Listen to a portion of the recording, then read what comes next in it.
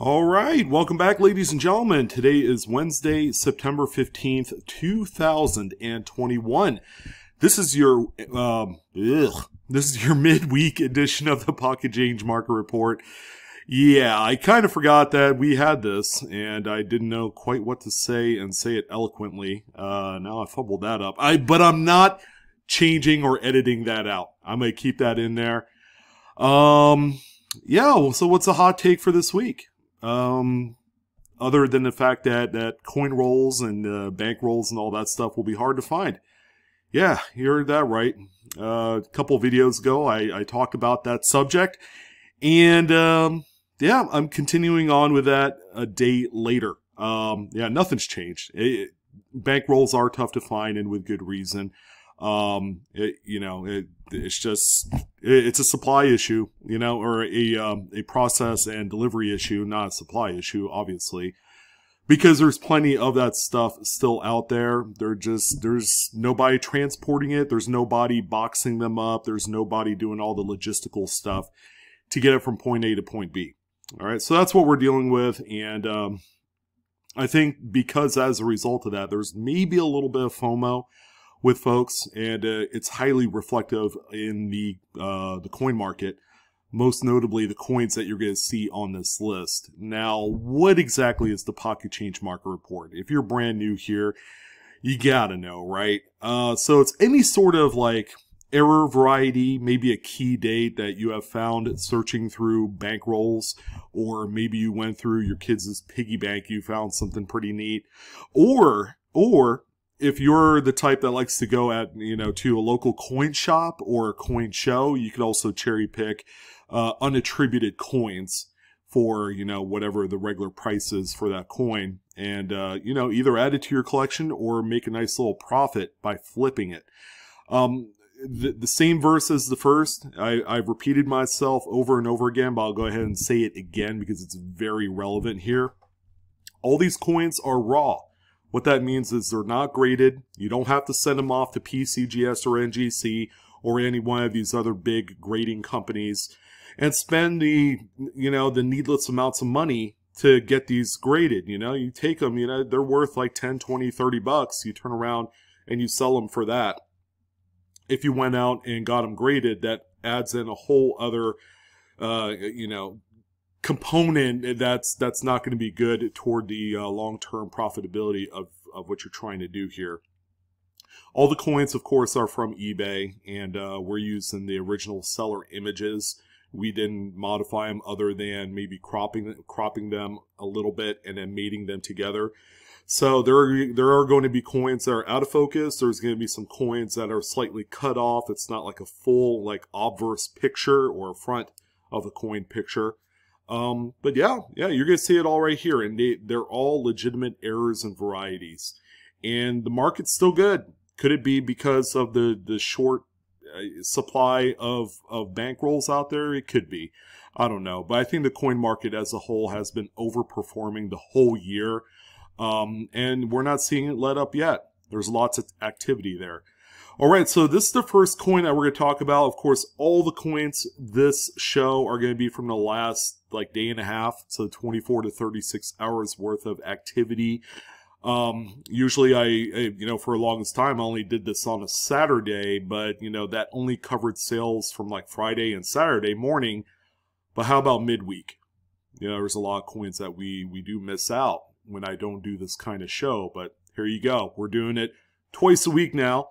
I don't think I'll be doing 3 times a week. That might seem a little excessive, but 2003 Lincoln Memorial Cent, yeah, it's a little bit slightly off center.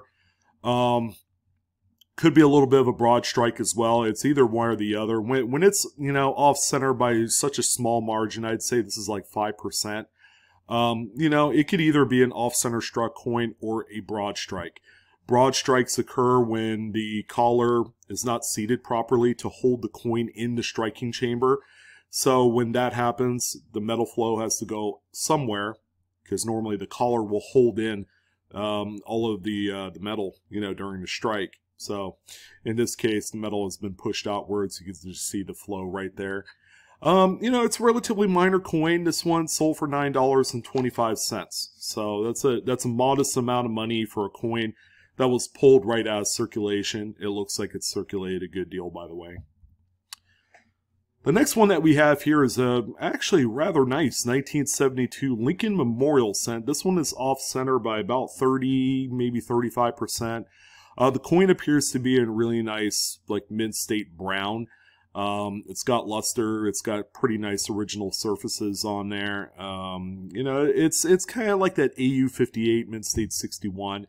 Obviously, this is something you're not really going to find in pocket change, but this is more of something that if you came across it at like a coin shop for like $5-10, this would be a really good pickup. And it's a little bit tougher date too, so there is that. This one right here sold for $19.76, and that is a rather solid sale.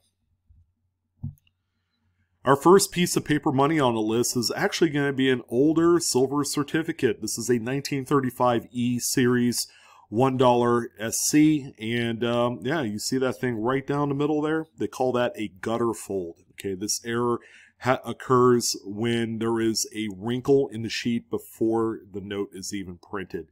So as long as a BEP employee doesn't kind of stretch out the wrinkle or replace that sheet with another sheet, it's going to stay there. So when it prints over, you know, there's actually going to be a gutter or an omission of print.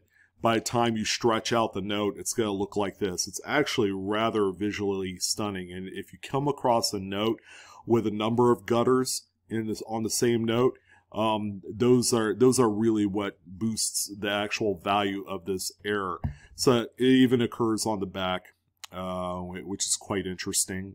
So they printed at least the first and second print with that wrinkle still in there before it was stretched out. This one right here, through 3 bids, sold for $86.95, which is a rather good amount of money. And by the way, it's worth mentioning, this note circulated for a while. You can just tell it's got some soiling on there. So it's kind of crazy that this one was actually out there. You know, people were buying cups of coffee with it and doing all sorts of other things before someone actually got curious and pulled it out of circulation. Now here's a little bit tougher dated Lincoln Memorial off-center strike coin, this time a 1991. This one looks to be about 35% off-center, give or take. And keep in mind, this is a copper-coated zinc composition, so you are going to have a lot of pull-away in certain areas where they're most vulnerable for these type of error strikes. I'll say it once again, you know, storage of these coins is going to be paramount in order to keep them from decaying into themselves, because with that exposed zinc, it's mightily susceptible to moisture and humidity. So that could be problematic, especially if you live on the East Coast or in the southern part of the U.S. and you collect these. So making sure that you store them properly, you know, use those, what do you call it, silica gel packs. They sell those online. Those will help wick away the moisture out of, you know, whether it's in your closet or in a safe. You know, it's always a good idea to use those. In any event, this one sold for $21, which is a good deal of money for this coin. Sells for a lot more money compared to, say, like a 98 to 2001 Lincoln cent of the same type, same error. And again, it's also worth mentioning that there is a lot of collectors of these coins, and they're collecting by date. So if it has a full date and a mint mark, that's where you're going to realize the most amount of money on these. Boom! So this is an example of a coin out there, a 2021p, and this is an example of an eBay listing where these are the images that I'm working with. All right, but this one right here is a brand new, as of this year, coin, Roosevelt dime. Dimes, I know, aren't exactly the most attractive coins being hunted out there for a myriad of reasons. But this one right here is worth finding, and you're going to be quite surprised by how much this coin sold for.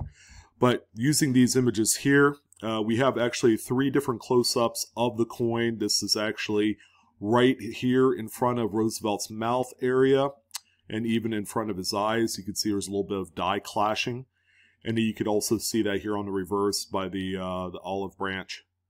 All right, so that branch right there will have some clashing, and then on the reverse as well, you can see it go through this right side of the torch. But the clashing is quite minor. It's not something that's going to stick out, like a sore thumb compared to other clashes I've seen before. But this one is worth finding, okay? And then the big reason why it is worth finding is that this example sold for $13.49. I mean, where else are you going to turn 130x profit on a Roosevelt dime, a brand new one at that? So, again, ladies and gentlemen, worth finding. It might look minor on its face, but again, pull these out. If not for your collection, you can make a few dollars in the process.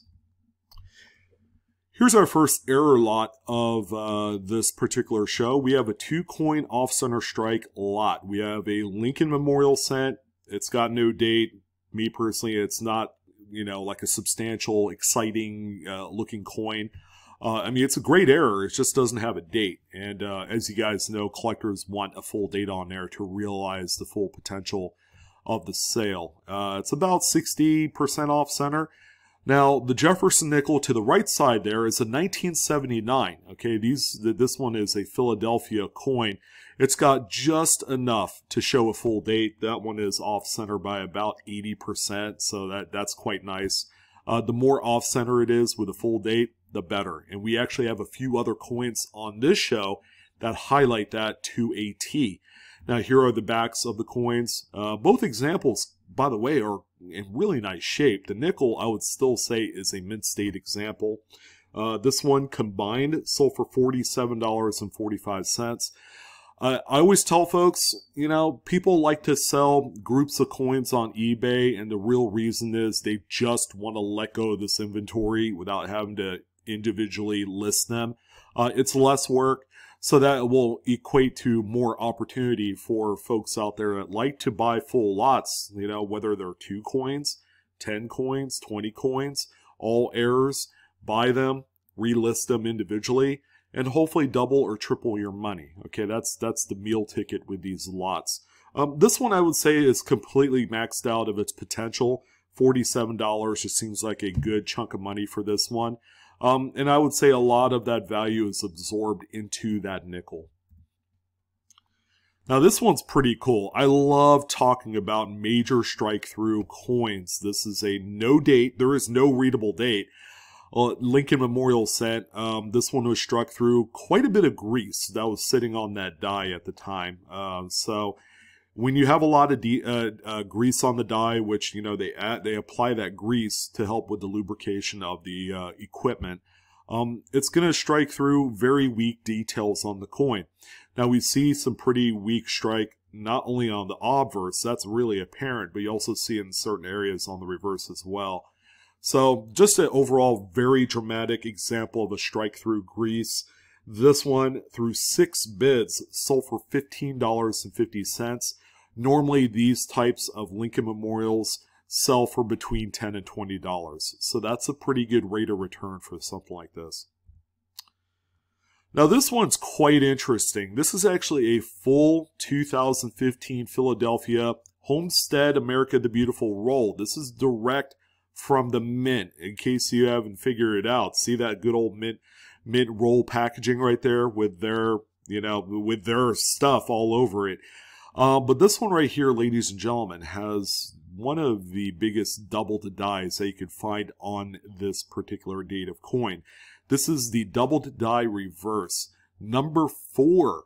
And we're going to see an actual close-up. This is actually the doubled pump handle variety. You can see it right here on the right-hand side. And this is actually an image that came from the seller's listing, but I have a feeling that this probably came from the Wexler's file or something like that. So I wanted to make you guys aware. If you could absolutely avoid it, do not use the attributors' photos for selling your coins. But, if you can't take close enough pictures, you need to figure out a way to do so. But here's also another image of that roll on its side. There is a big letter P, which indicates the mint facility in which this roll was produced at. But this is a big one right here. Who knows how many WDDR number 4s are actually in the roll? If we figure maybe coins in this roll are being struck from maybe 2 or 3 different sets of dies, you could probably find maybe anywhere from 8 to 10 004s in this roll, which would make this a huge buy. Now, it was not cheap. This roll did sell for $112.99, which is just over 11 times face value. So that's not bad. Make sure you're looking at some of these mint rolls as well, because there are varieties to be found. What do you know? Here's another struck through grease. Lincoln Memorial. No date. We still don't know a date on this one. It is a copper-coated zinc era of coin.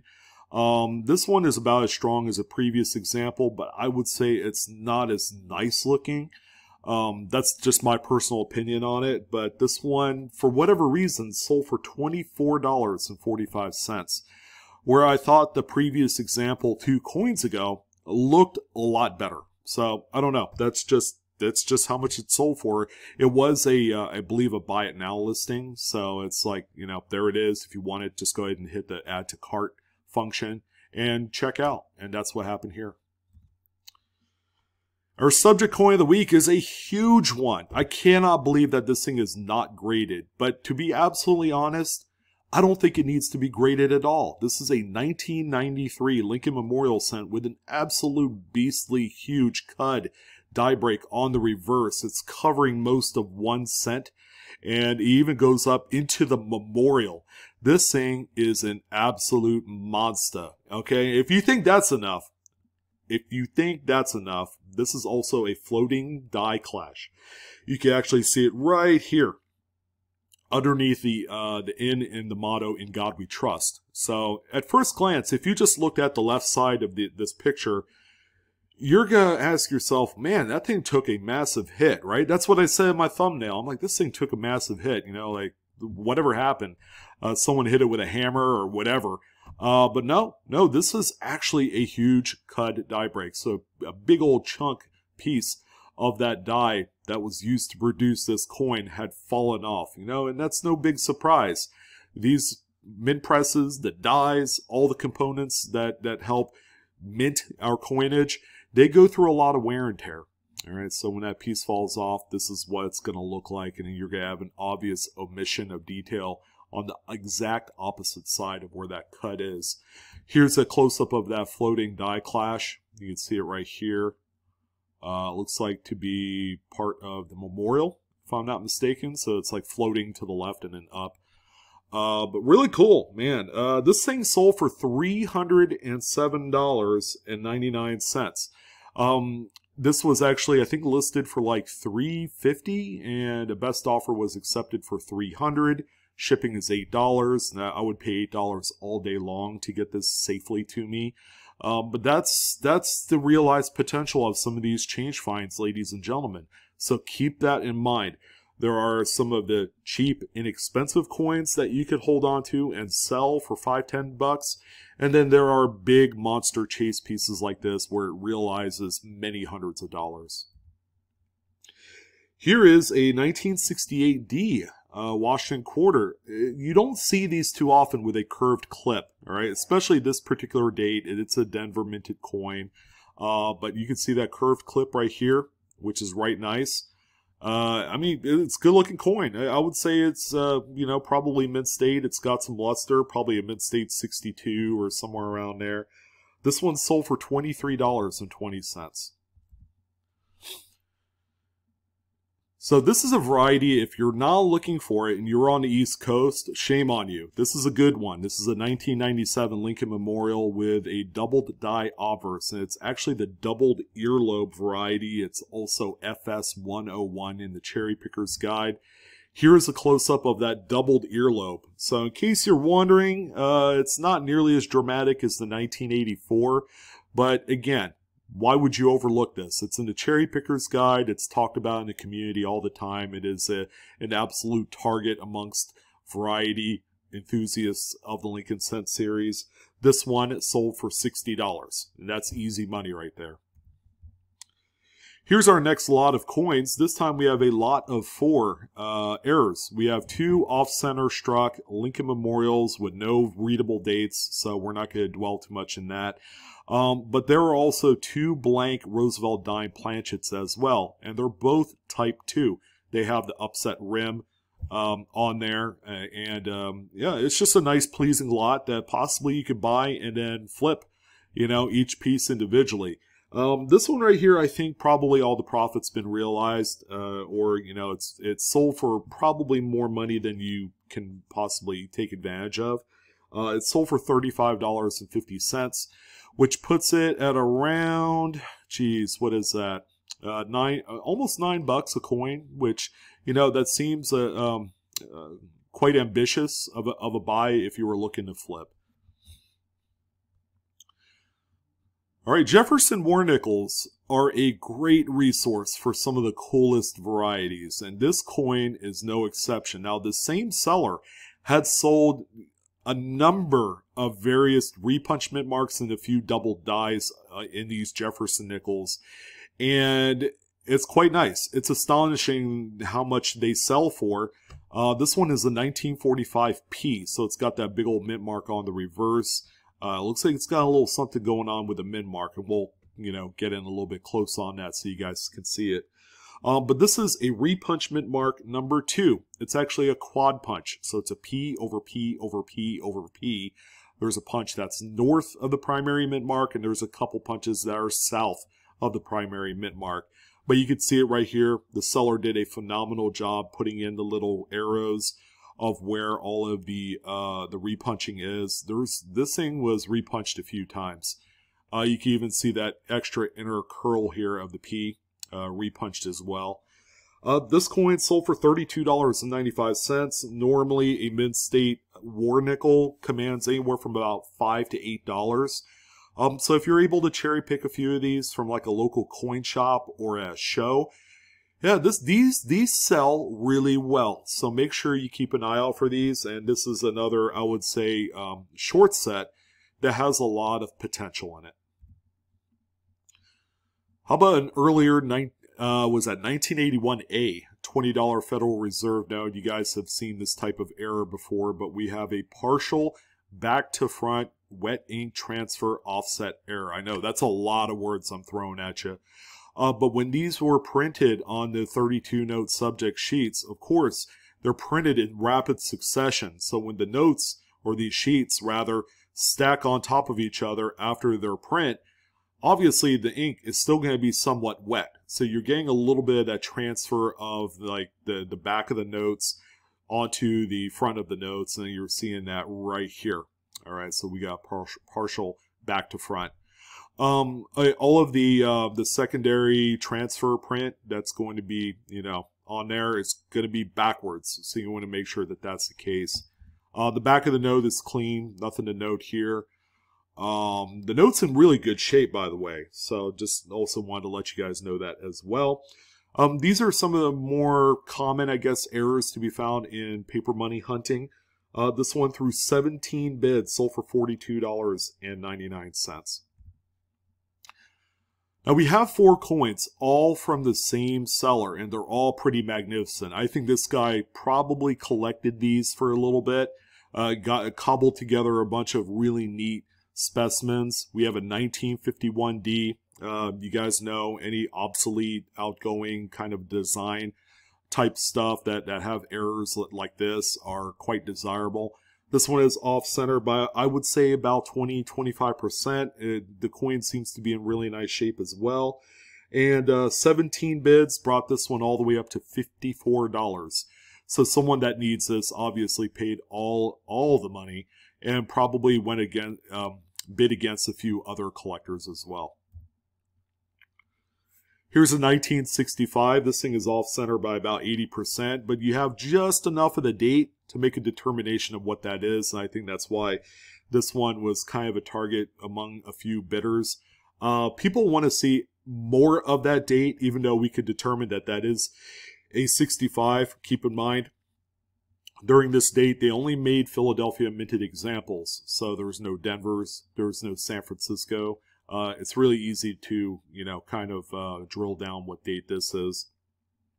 Let's see, this one sold for $14.50, and only 2 bids combined to get to that amount.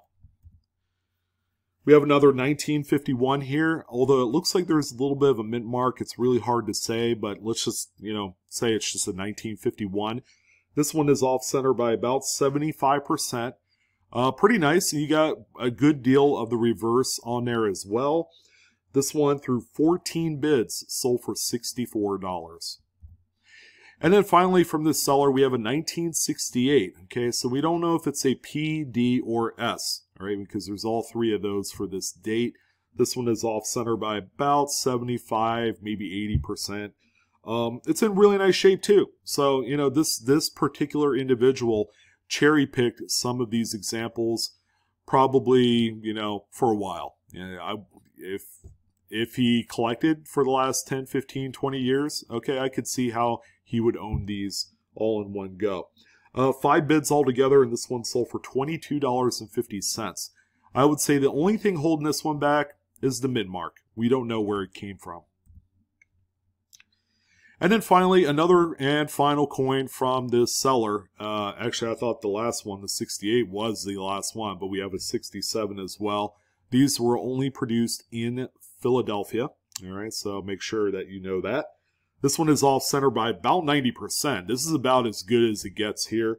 And it's sold for $19.10. That's quite surprising, considering that this is a little bit tougher date to find with an off-center strike. And, it's off-center by 90%. This just seems like a $50 coin to me. So I think whoever bought this got a really good deal. And that's with 3 bids combined. We have a pair of wide AM Lincolns. We have a 98 and a 2000. It's the 2 most common dates to find this. There is the 99, but that's quite a bit scarce. But these were produced with a set of dies that were intended for the proof coins. So you're going to see a noticeable gap between the A and M in America on both examples. And this is one that you could see with the naked eye. Unless you're, blind as a bat and, if I'm not wearing my contacts, I wouldn't be able to see this very well. But this is a 2 coin lot. The coins themselves, as far as condition, are not fantastic, but they're decent examples if you need them. Collectively, this lot sold for $29.45. Another lot, and I think this is the last lot of coins on today's pocket change market report, but we have a group of 5 coins here. And this is actually a really nice lot. And you'll see, just by looking at the left side of the images here, there are 1, 2, 3, and 4 coins with full dates. This is quite the dream lot to buy if you're looking to flip. We have a 1990, that's on the top left. We have a 1989, and a pair of 1995s. The 95s look phenomenal. And then we have one other one that is off-center by about 70% with no readable date. The coins themselves are in really nice shape. Keep in mind, these are copper-coated zincs. So that's why you're seeing the pretty good split right here on the 1990 of that copper plating.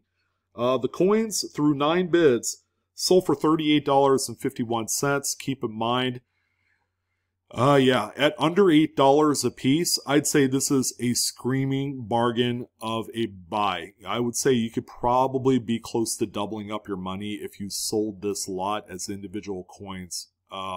It's a no-brainer buy right here. Whoever got this one did really good. All right, so I tell folks, make sure you look through your silver too. Your 40% and 90% silver scrap definitely deserves some attention, okay? Yeah, owning the silver is great because, physical silver commands, quite a bit of premium these days.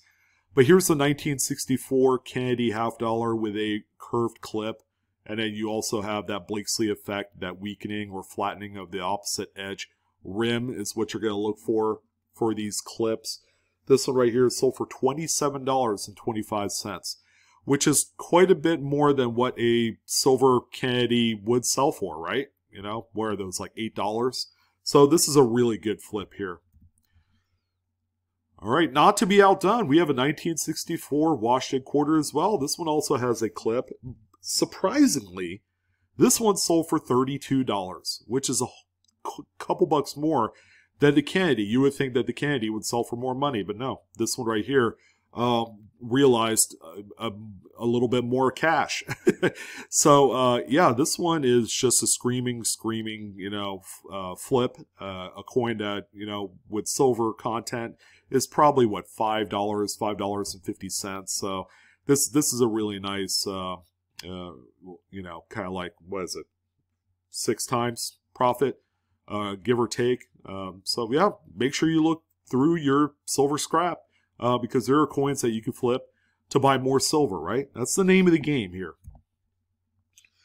Okay, so this one's not silver, but it is a 64, you know, Lincoln Memorial. It's got a very, very deep clip on there, but it also has the Blakesley. You can see this flat area as well, so that's the real deal. The coin's in really nice mid-state condition. This one sold for $15, so that's not bad. Here's a 1986 D, double-struck Roosevelt dime. Now, what in the world is a Denver minted dime doing with a double strike? You're asking, because Denver Mint is known for the better quality control. Normally, they wouldn't let coins like this, you know, loose into circulation. No. But what we have here is a, you know, you have the regular strike that's on point, and then you have that second strike that's roughly 80 degrees or 80% off center. Wish there was a full date on the second strike, because that would just be remarkable. This one, through 7 bids, sold for $88.45. Now here's another good one to look for. Okay, if you're skipping these because you want your 40% or 90% silver, you're making a huge mistake. 1982p. This is in the Cherry Picker's Guide, ladies and gentlemen. Kennedy half dollar with the missing FG initials on the reverse. See where I'm pointing right here? Between the tail feathers and Eagle's leg. That's where the FG initials are supposed to be, but they got abraded away or over-polished at one point. These are always a perennial favorite among collectors. And while they don't fetch a ton of money, I mean, this one sold for $7.94. I mean, that is as much as a 90% half. So look at it that way. Your find right here is as good as silver.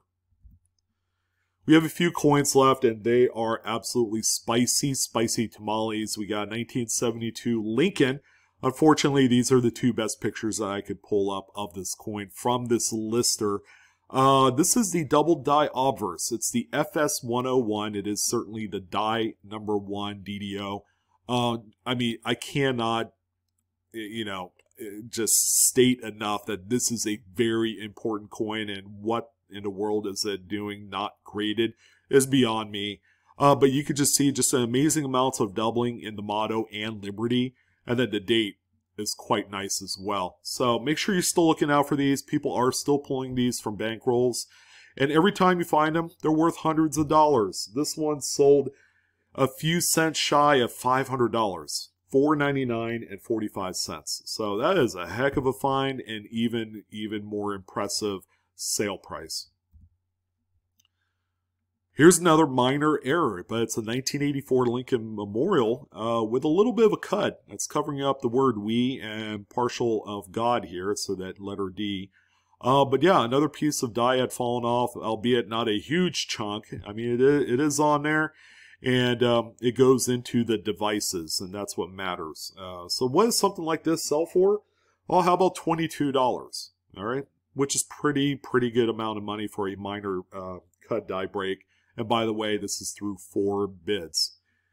All right, ladies and gentlemen, the last coin of this show is going to be this monster right here. Again, look through your scrap silver, because you never know when something like this is going to show up. Obviously, this coin right here doesn't look like anything else other than a scrap silver mercury dime. But if you look close enough, it's going to have quite nice die clashing, especially on the obverse. You can see a little bit on the reverse as well. Not really too stimulating, but all of the good stuff is on the obverse of the coin. The coin is not full bands.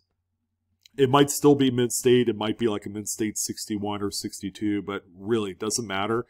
And the coin does have some like carbon spotting or some sort of issues on both sides, so that's worth mentioning. It does have some condition issues to note. But it's sold for $51. I mean, not too bad. And that's through 26 total bids. I've found these on 1941. I found them on 1942 Philadelphia's.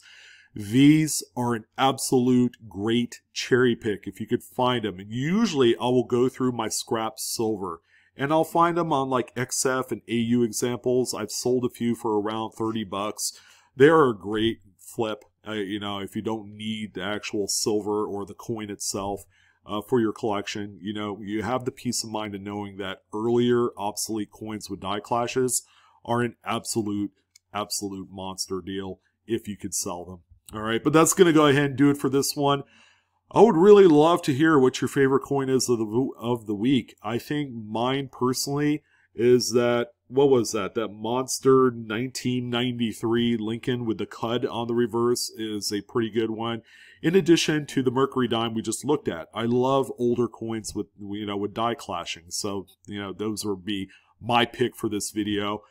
But in any event, I wish you guys the best of luck in all of your hunts between now and, well, this weekend, because we're going to do another show. Whoops. We're going to go ahead and do another show for you here, you know, on Saturday, like we normally do.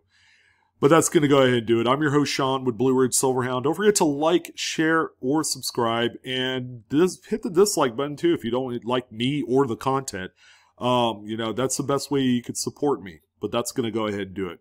Coinaholics, we are discovering together, and your host is screwing up on the video as usual.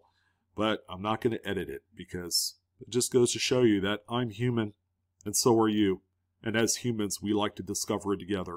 You guys take care, and I'll see you on the next coin video.